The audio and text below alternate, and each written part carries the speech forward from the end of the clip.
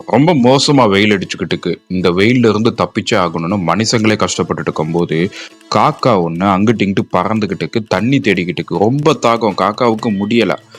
எப்படா தண்ணி கிடைக்கும், நல்லா குடிக்கலாம் அப்படின்னு சொல்லி தேடி தேடி பார்த்தப்போ, காக்காக்கு சுத்தமா கிடைக்கல. சரி இப்படியே டயர்டா உட்காந்துட்டா தண்ணி கிடைக்காதுன்னு பறக்க ஸ்டார்ட் பண்ணுச்சு. அப்போ ஒரு பானைய பாக்குது. இதுல கண்டிப்பா தண்ணி இருக்கும்னு நம்பிக்கையோட கீழ போய் பாக்குது.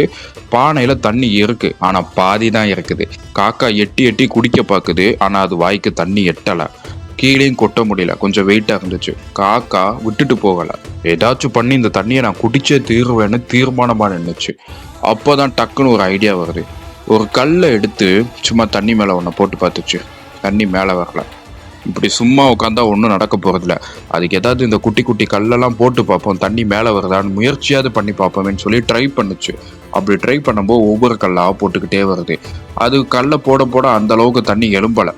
அதுக்காக முயற்சியை கைவிட்டுச்சான்னு பார்த்தா கண்டிப்பா இல்ல. காக்கா தொடர்ந்து அந்த கல்லை போட்டுக்கிட்டே இருக்கு. இப்படி ஒவ்வொரு கல்லா போட்டு நிரப்ப நிரப்ப கல்லெல்லாம் கீழே போய் தண்ணி கொஞ்சம் மேல வரைக்கும் வந்துருச்சு. இப்போ காக்காவுக்கு ரொம்ப சந்தோஷம். நம்ம கொஞ்சம் கொஞ்சமா கஷ்டப்பட்டதுக்கு பலன் கிடைச்சிருச்சுடா அப்படின்னு சந்தோஷமா ஆசை தீர தண்ணியை குடிச்சிட்டு காக்கா அந்த இடத்த விட்டு பறந்து போச்சு. இதை தூரமா இருந்து பார்த்துக்கிட்டு இருந்த பறவைகள் எவ்வளவு அறிவா இருக்கான் பாரு அப்படி சொல்லி அந்த காக்காவை பாராட்டுச்சு. இப்போ இந்த கதை மூலமா நம்ம என்ன தெரிஞ்சுக்கிட்டோம்? நல்லா யோசிச்சு பாருங்களேன். ஏற்கனவே ரொம்ப நேரம் அலைஞ்சுதான் இந்த பானை கிடைச்சிருக்கு அப்படின்னு அந்த காக்கா பார்த்துருச்சு.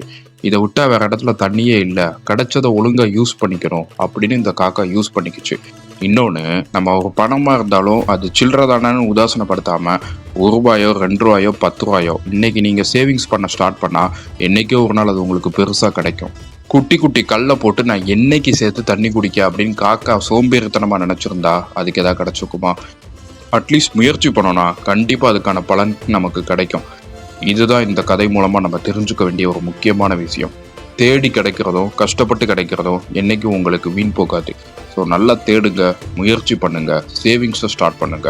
குட்டி குட்டி விஷயங்கள் தான் நாளைக்கு பெரிய விஷயமா வரும். நீங்க நல்லதை சேர்த்தீங்கன்னா உங்களுக்கு நல்லது நடக்கும். இந்த கதையை உங்க குழந்தைகளுக்கு ஷேர் பண்ணுங்க. குழந்தைங்க மட்டும் கேட்க வேண்டிய கதைகள் இல்லைங்க, பெரியவங்க நம்மளும் இந்த கதை மூலமா நிறைய தெரிஞ்சுக்கலாம்.